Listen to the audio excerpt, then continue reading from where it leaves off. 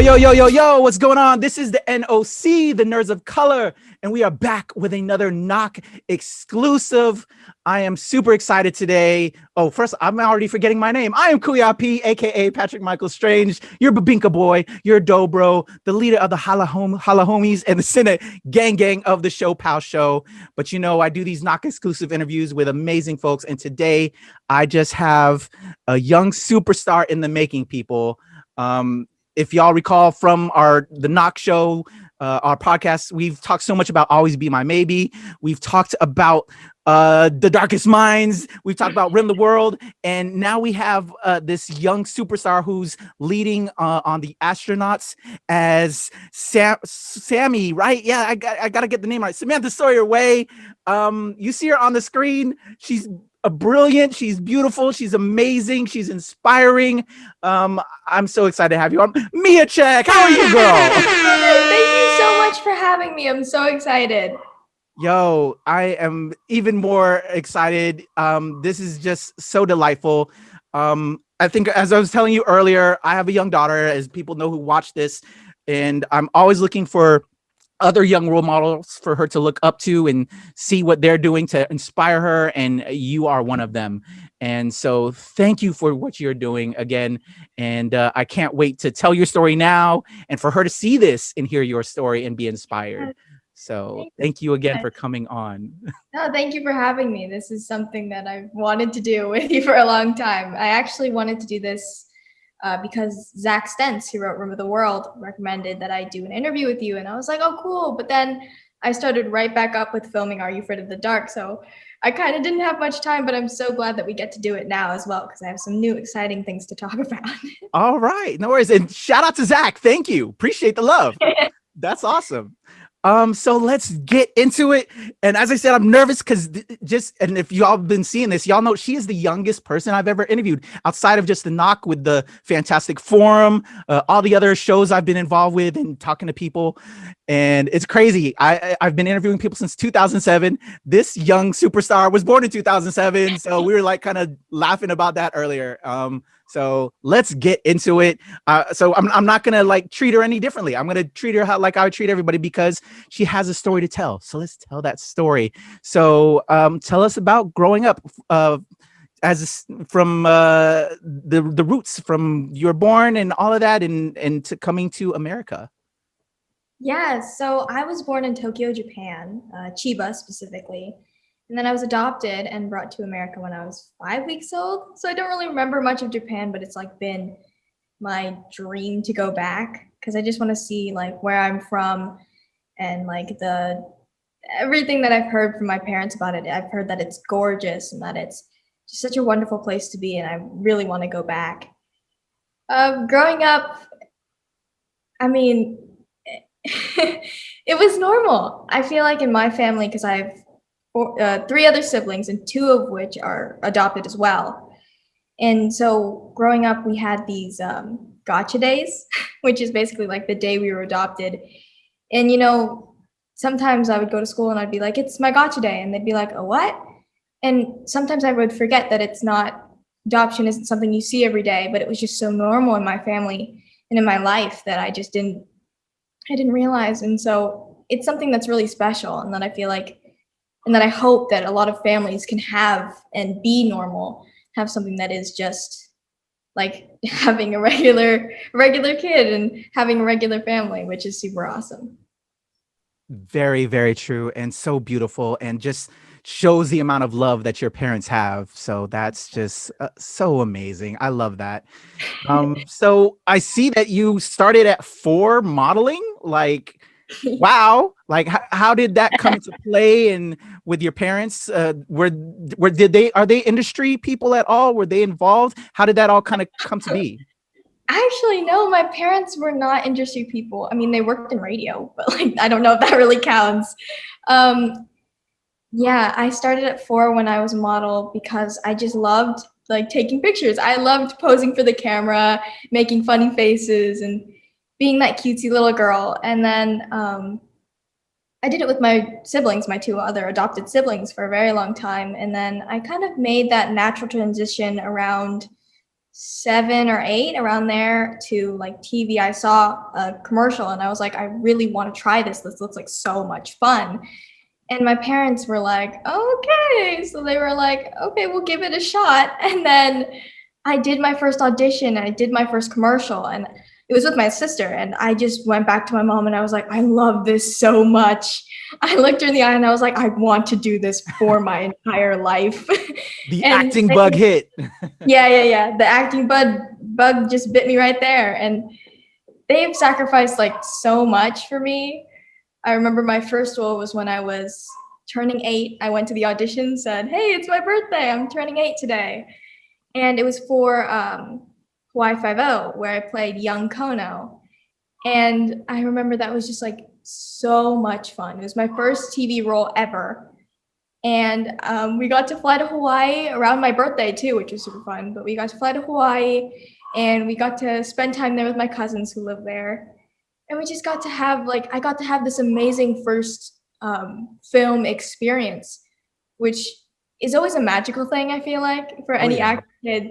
That first role that you land, if it's not a commercial, it was just so much. I was filled with joy. And I remember at the end, I was just like crying with happy tears. And I was like, this is what I want to do. This is what I want to be my living. And so now here I am. That is awesome. And for your first gig to go out to Hawaii, oh my God, that's killer. Oh, yeah. That is super cool. Yeah, that was awesome. And also getting to work on such like a cool show. Oh yeah. And getting to work with so many Asian American people. Yes. And representing and really being out there. And so that was super cool too. I love it. I love it. So how was that transition from modeling to acting where you now had to remember lines? So can you tell us like how that experience was? And like, were you sitting there with your parents like, okay, we need to do this, and like, finding time? How was that? Yeah. So obviously coming from modeling, they're two very different worlds, which is something that I like to say when people say, can you pick between modeling and acting? I'm like, they're two different worlds. There are things that don't exist in the acting world that exist in the modeling world and vice versa. And so the first time I had a commercial or a role where I had to memorize lines, I sat down with the paper, I highlighted all of it, and then I read it. And I was like, okay, I actually memorized this. And I found out that I actually have a really good memory. And so I was like, okay, we're taking baby steps, but it's a start. And then just reading a script is one thing, but being on set around all those people and around all those wonderful sets and wonderful locations and with people who can teach you so much is completely different. So it was just like super mind-blowing to me. I love being on set. Even now, I love being on set and learning, because when you're on set, you're always learning. If it's about your character or if it's about yourself, you're always learning about like directing, because I want to be a director when I grow up. And so I was always taking notes from like directors, or I was learning about like camera work or about something that goes into like script writing. So you're always, it's like being in a great big film/acting school, which is super awesome. Oh yeah. I started as a background actor and, just watching everything. And then it kind of built to then, getting, being a day player, and then, under 5, and, you just keep on building. And if you love it, it'll happen and it'll work, and you just kind of feed off of that. So you really work well with collaboration and talking with your other co-actors and everything like that? Yeah, I'm kind of the one who's like, let's do this team. I was on an ensemble cast the first time with Rim of the World, actually. And it was my first time working with like a bunch of different kids and different age kids and kids with different stories. And so I was kind of like the one who was like, let's do this. We can do this, guys. I know it's hot and it's too cold or it's tiring, but we can do this. We're really good at this. And I guess I'm kind of like the pep rally in one person.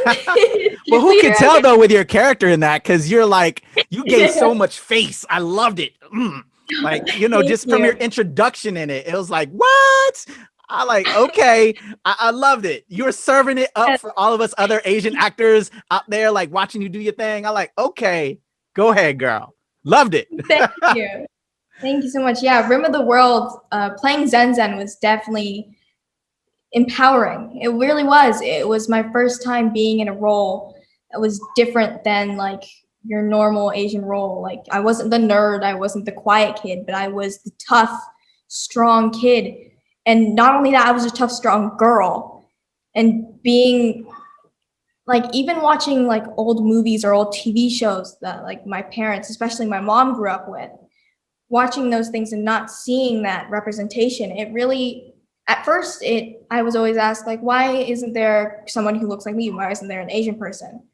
My mom would always tell me, like, it just wasn't a thing back then. And that makes me want to work harder. So it is a thing for future generations and even now. And so that's like probably one of my main goals, is to be someone who can empower other actors and other girls and other Asian American people to kind of like be different and be strong and be tough and kind of like pave the way, I guess. Because even if I can be just a tiny part of that, at least I know that I'm doing something that is bigger than myself. So go ahead, girl. I love it. That's a young leader right there. Oh my gosh. Okay. All right, we're moving a little too fast. Let's bring it back to The Darkest Minds, which I was telling you earlier. My nephews and nieces were chatting it up with me earlier as we were doing cookie exchange, and they're like, Darkest Minds, that's Zoo. All right. You didn't talk a lot in that film, but you just gave face and you delivered. Talk about that, girl. Oh my gosh. So, Darkest Minds was my first movie role. And again, that was another big milestone for me. And so it was just like it was so special. That's what I like to call these movie experiences and TV experiences when you're an actor. Those first roles or those different roles, those are special. And with Zoo, the problem was I didn't talk. But the great thing was I didn't talk. So I didn't have to memorize lines, but I also had to really get into the character and really be able to shut off my own little chatterbox mind that I have and kind of bring that quiet girl. And I also had to cry a lot, which is kind of tiring. I mean, like crying constantly for hours and hours and hours on end is really just draining. It makes you feel very tired, but it was just, I think that the energy of just being on set around so many great people who have been in the industry and have really learned so many lessons that I could learn from them already just like really kept me going. One person that I really learned a lot from was Amanda Stenberg, who was the other female on our cast, and she was a female lead and an African-American female lead, which I thought was super cool. She taught me about feminism and about activism and about being able to use your voice to stand up for not only what you believe in, but what you think other people believe in, and really being able to be strong and be tough and really being able to speak out against things that aren't right or that you don't really agree with. And so she taught me so much. And I think that probably about 50% of the things that I know now are from her and from that first experience. Love it. Love it. Oh, so brilliant. So you had your first TV role in Hawaii Five-0, and we discussed your first big film role with, oh my gosh, Darkest Minds. I'm sorry, I was about to lose it. So now that you've evolved from modeling, well, not evolved, but you're now adding acting to your plate. So now you're in there. So like, how has it been in doing auditions and just kind of just moving that path now as compared to modeling, and just or vice versa, or doing it at the same time? Yeah, so I actually don't model anymore, or I don't model like I used to on a constant basis. But with the acting thing, it's audition after audition, and it's challenging because especially when you have multiple roles that you have to audition for, and they're very different from each other because every character is going to be different. And having that is like very challenging. You have to read a lot, which is a good thing because I love reading, but you have to read a lot of scripts and put yourself in the shoes of a lot of different characters and a lot of different personalities. And not only that, you have to bring yourself. So, and what I've learned through that auditioning process, because what I've been told by my parents who have taught me so much throughout my big journey and who've sacrificed everything, they've told me that like almost half the process is the auditioning and the waiting. I think for me, waiting is the hardest part. But another hard part is also being told no. Oh yeah, you got to get used to that. I've been there. Definitely. Definitely. Like the auditioning process, not only is it challenging to be those characters, but also the outcome. If you get told no, it's might feel like you just want to give up, especially if you're being told no after no after no. But what I've also been told by my parents and by other actors is that every no is for a reason. And that even though you get told no a lot, I guess people don't really realize if they're not in the acting industry or if they're just kind of coming into it, they don't realize how many times you get told no. And you can see someone with a huge resume that has so many projects, but in between each of those projects is about 1,000,000 times more no's. Yes. 1,000,000 times more no's. Oh yeah.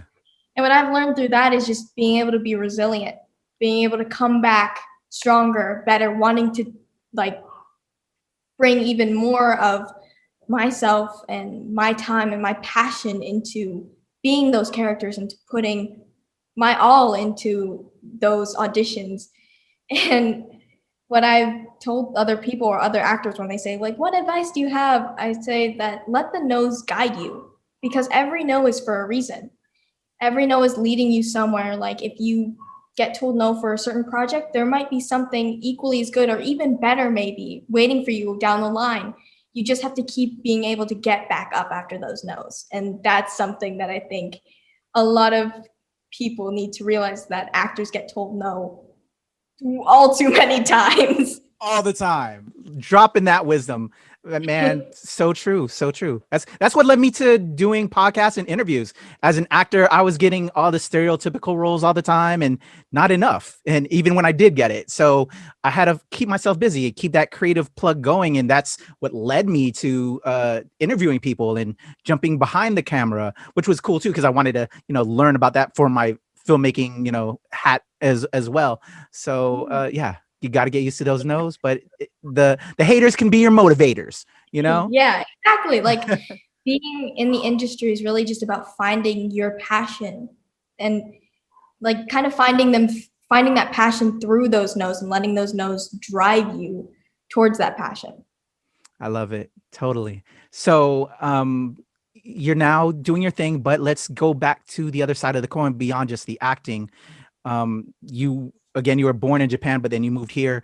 I don't know what nationality your parents are, but because we are the Nerds of Color and we take pride in our culture, you seem to know a lot and are reading up on your culture. Can you talk about that experience growing up in Hollywood? And have you had any incidents where, you were called this, that, and the third? I know we've all gone through it. Can you talk about that aspect of life growing up in Hollywood? Yeah, so I actually grew up in Northern California, in a small town in Northern California. And my dad's side is Caucasian, my mother's side is Japanese.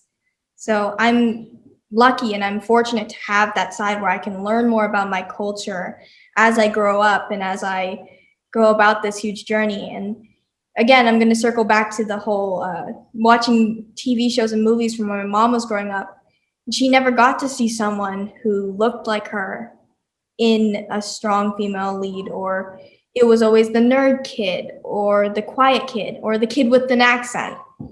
It was never the roles that we're seeing now with not just Asian Americans, but all sorts of different cultures and all sorts of different people. And that's really something that I think is very special. I feel so lucky to be growing up in a time where I can look around and see people who are like me, and I can be able to put myself in their shoes when I see them in a role. Or even more than that, being able to have other Asian American girls or people see themselves in my character's shoes and being able to be like, that girl is like me, or they look like me. And I've met so many wonderful people, like Tamlin Tamita. Yes, shout out to Tamlin. Kid. I love her so much. And I met Gede Watanabe, who's in like 16 Candles. And they paved the way. They paved the way. They made it, even though their characters were more of the stereotypical, because we were kind of still getting out of that, they still were there and they were present on that screen. And even just being there, being on that screen, being able to have people watch you is something. It's something. Everything, every little thing is a something.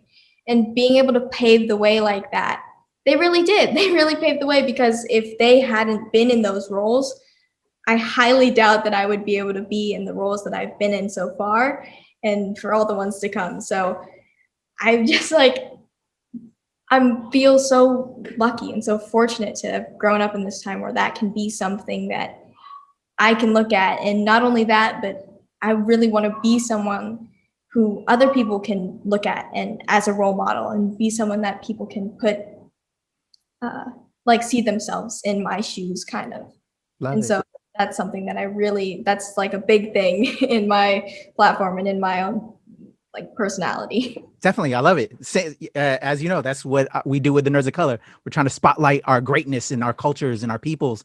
And even at 43, I'm still learning about my people and learning about our history. That's why I recently started a show called The Siopao Show, talking about my Filipino culture. I'm Filipino, and I'm still learning and finding out these different stories. Have you started like for yourself, because of, we're wanting to, have our representation put out there and not just be the same stereotypes?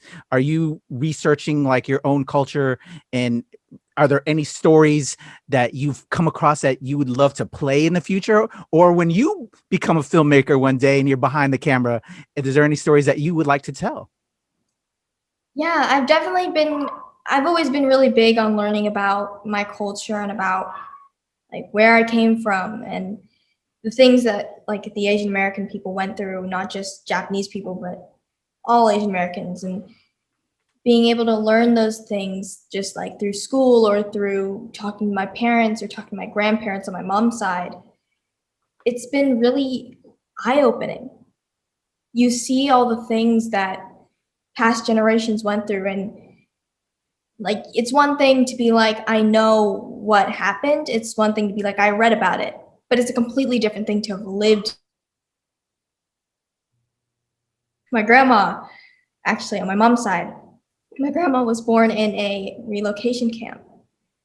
And if I were to become a director, if I was so fortunate to become a director in the future, that's the story I would want to tell. Yes. I would want to tell her story and be able to kind of share that with the world, because it's one thing to read about those camps, but it's another thing to have lived through it and to have felt those emotions and to have seen those things, because it's different, and it's just,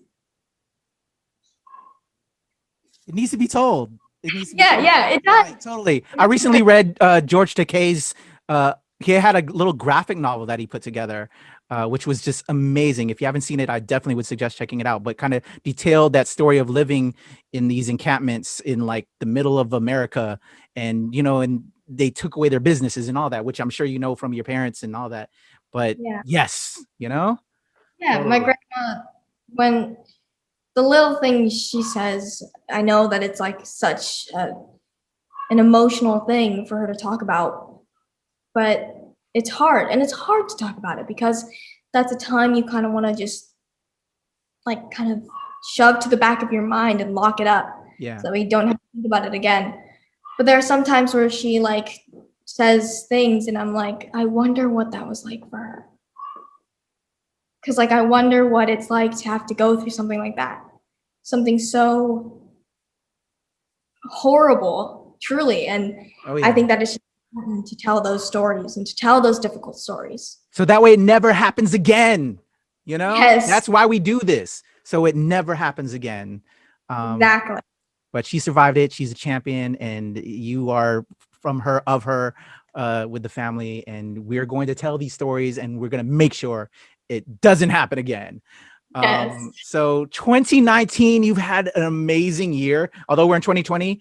But 2020, we all get a pass. We get a pass 2020 because we're in quarantine. We're under lockdown. It's been crazy. Okay. But 2021 is going to blow up. And there's a particular project that I really want to talk about in a second. But in 2019, you were Young Emiko and Arrow. You had Rim of the World. You had Always Be My Maybe. But there's a film.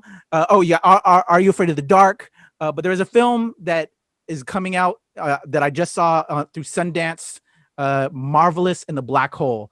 I was looking everywhere to find a trailer also today to see the trailer, but there's no trailer that I could find. I love Rhea Pearlman, and you are brilliant. So like, I am dying to see this. Can you talk about how that came together? And it looks like you really put your foot into it, and you got to like do some things in this. Wow. Yeah. Yeah, it was definitely just like a different experience for me because I'd never been in such a character. Was this normal teenager.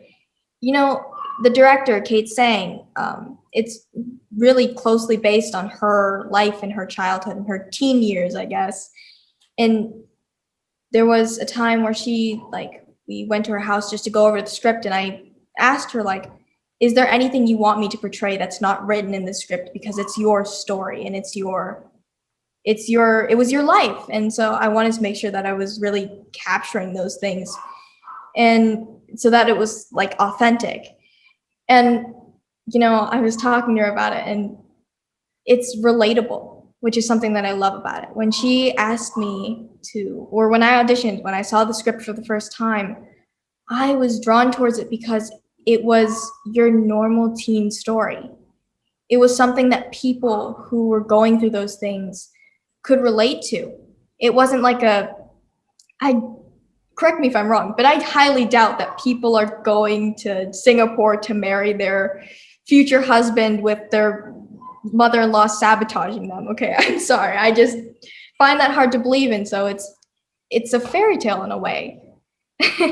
And with Marvelous in the Black Hole, it was a real story. It was something that people experience in the world, and that someone can look at and be like, that's how I feel. You feel that sense of loss and that sense of sadness and anger at all the same times. And having to portray that through a character was not only challenging and kind of tiring at times, but it was different, and it was exciting for me because those are kind of the more meaningful roles that I'm trying to kind of immerse myself more into, because I want to be able to tell people's stories, and it's rewarding at the end of it. It really is, because not only are you telling the story, you're also getting work done, and people are going to be able to see you in that role and see themselves in that role, and that's something that was really special for me. I love it. I have more questions on that, but because I know it's not all the way out there for obvious reasons, because it's going to make its premiere at Sundance and there's no trailer. So because I know how press works and I don't want the studio people to be mad at me, I'm going to wait and hope to have you back on to talk on it, because there's some more questions I have for that. So just know I'm dying to see it. So the astronauts on Nickelodeon. Wow. My whole family and I have binged it. Tell me about how that project came about, and again, working with Nickelodeon, they love you, and yeah, let's talk on it. Yeah, so I actually heard about astronauts through Are You Afraid of the Dark, because it was the same director, same studio, and same network, obviously.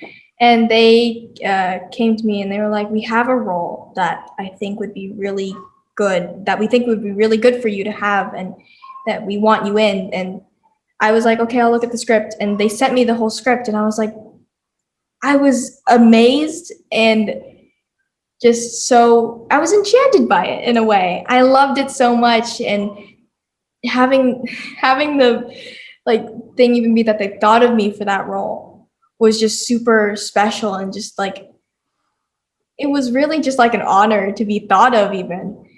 And being Sammy was just so much fun. Not only is she an Asian American lead who is this smart, tough, strong girl, but she also comes from a family of two moms, which is something really cool. Not only that, she's it's a biracial family. I have one African American mom and then a Chinese mom.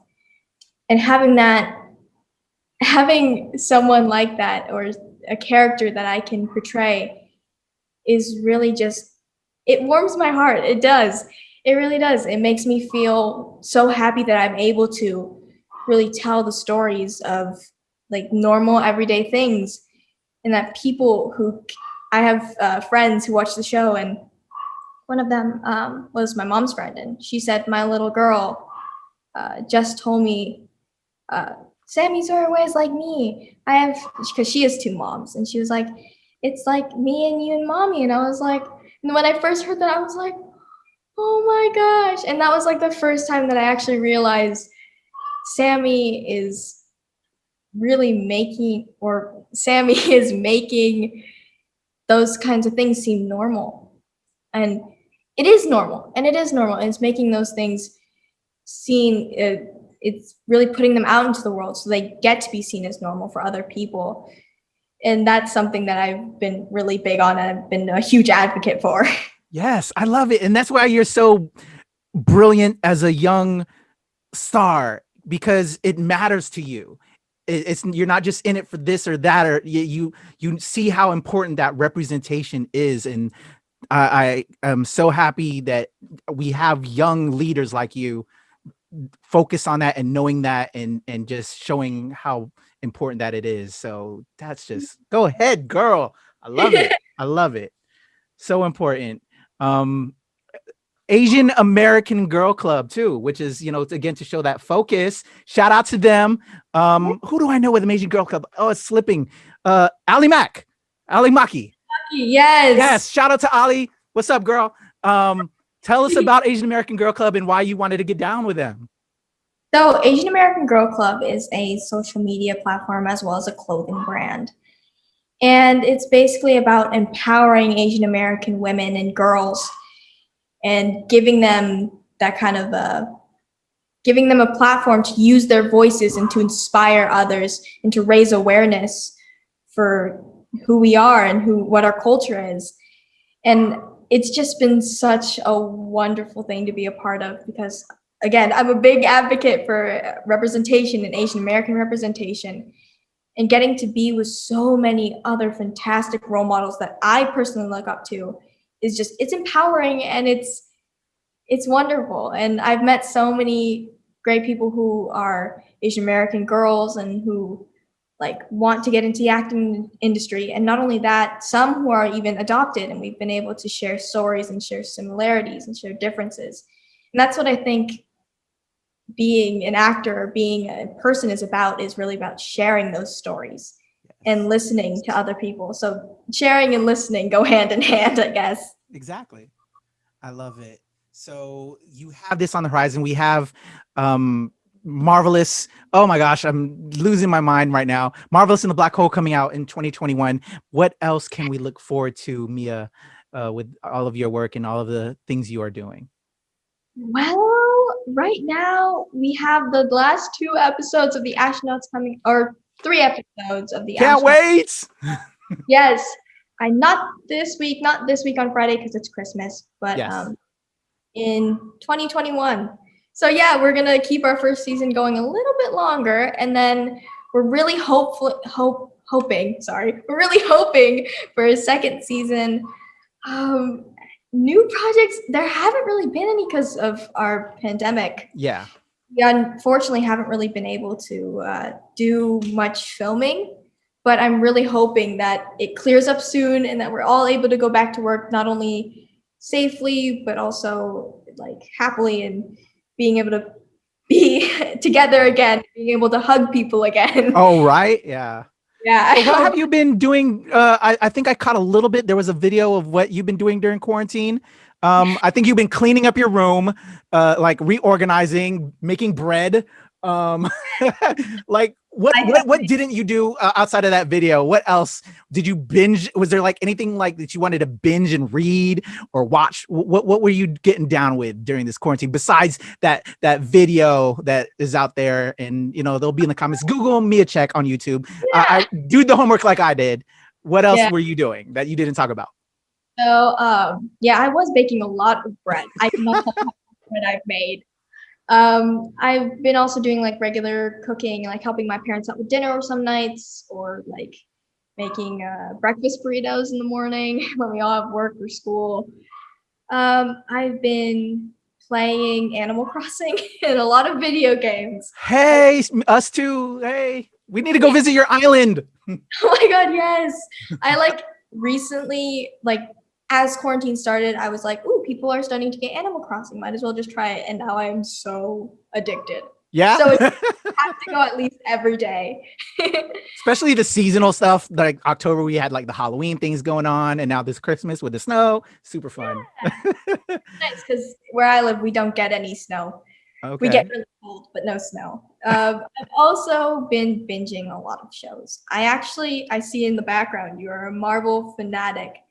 And I don't know if you're going to be disappointed in me for this, but I just watched all the or all the MCU movies in order for the first time, like a month ago.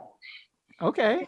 Like this marathon of just watching almost every single movie in order. Do you have a favorite hero? Marvel fan. Favorite hero is either Peter Parker, because I love Tom Holland, or I guess Tony Stark doesn't really count anymore. But I don't really know. But yeah, Peter Parker is definitely one of them because I love Tom Holland so much. I've also been watching Outer Banks, which is a Netflix series. Yeah. That was a really cool series. So I suggest you go check it out. It's really awesome. I love it. I love it. There's a couple of characters that I think you would be amazing to play. Hollywood, she's into the Marvel stuff now. Check her out. I'm just saying. Would you love to be a superhero, by the way? I would. Oh my gosh, ever since I've watched those movies, which was not even that long ago, and I'm still rewatching them like in a row. Like ever since seeing the Marvel movies, I'm like, oh my gosh, if I ever got a chance to be a superhero, maybe it's not a Marvel movie, but if I ever got a chance to be a superhero, yeah, it doesn't matter. Elated. I would be like bouncing off the walls. Yeah, superhero, be in the Star Wars universe. Shout out to The Mandalorian and the brilliant Ming-Na Wen, because they just concluded with that. Check that out if you're not checking that out. Yeah, you know, there's just certain things like I got to do that as an actor, filmmaker. Yeah. Yeah. So the to-do list. Yes. So with that being said, what I like to do at the end is a nerd check, because hey, you know, we're the nerds of color. What is something nerd can be construed in a lot of different ways. You could be a nerd about the news. You could be a political junkie. You could be a nerd about, you know, tech and like knowing all the new things in technology. Or it could just be the classic stuff. Like, you know, everything about the Avengers or whatever, you know all the members. What is something that you could give a TED Talk, nerd talk about, Miya? I feel like I could definitely give a TED nerd talk about K-pop. Hey, okay. Give me a little bit. Who should I be listening to? You should probably listen to Super M. They're what is referred to as like the Avengers of K-pop. We also, they appeared in our show on the Astronauts just a little bit. Loki was kind of geeking out, even though it was just their music video. Still, I was panicking inside because I was like, oh my God, because they're like huge for me. I like love them so much. BTS, of course, we got the Billboard top right now. Definitely a group that has been very close to my heart. I started out listening to them. I've continued listening to them for a very long time. I don't know. They're just like, there's so many groups. Probably the last group would be Stray Kids. Stray Kids is a really fun group, and they're really different. And so that's like super cool. So yeah, I have a couple like groups that I listen to like nonstop. I have a whole playlist that is literally just K-pop songs. I love it. That's awesome. That's awesome. Miya, yeah. I can't wait to have you back on. So now we've kind of gone through this, and then we'll do a little recap next go round, hopefully, you know, when you have the other projects come along. But now the audience knows the brilliant, the amazing superstar that you are. and then we could just kind of do like the press junket type stuff when you have your next project. But then you and I will like, yeah, remember this, and then this is what I've been up to since then, and it'll be a little bit more personal, and I think the audience will love that. And I am so honored to have you join me. Tell them how they can reach out to you, and beyond just astronauts, is there anything you want to plug, promote, all that? You guys, I guess they can just follow me on Instagram. My handle is just my name, MIYACECH, no spaces. I think the M is capital. And that's the same for Twitter, TikTok, and Facebook. Actually, I have Facebook. So it's the same handle. That's where like most of my big adoption stuff is. Asian American Girl Club, you can find them on there too. Like animal awareness stuff is on there. So just like, yeah, follow me, try to get that follower count up. That's important, people. For real, do that. All right. Thank you, Miya. You are again amazing, and I can't wait to just watch you do your thing and then be cheering from the sidelines. And hopefully we can work together on a film too. And yes. Because I'm trying to make my thing happen as well. So it would be amazing. Appreciate you. All right. Thank you so much. This has been the NOC. I am Kuya P. You can follow me at Strange Since 1977 or at Temple Far East or here at the Nerds of Color. Another NOC exclusive, the amazing Miya Cech. We'll have her back on. We'll talk about Marvelous in the Black Hole. We'll talk about the next season of Astronauts, because you got to make it happen, people. It's brilliant. She's amazing. Let's do this. All right. All right.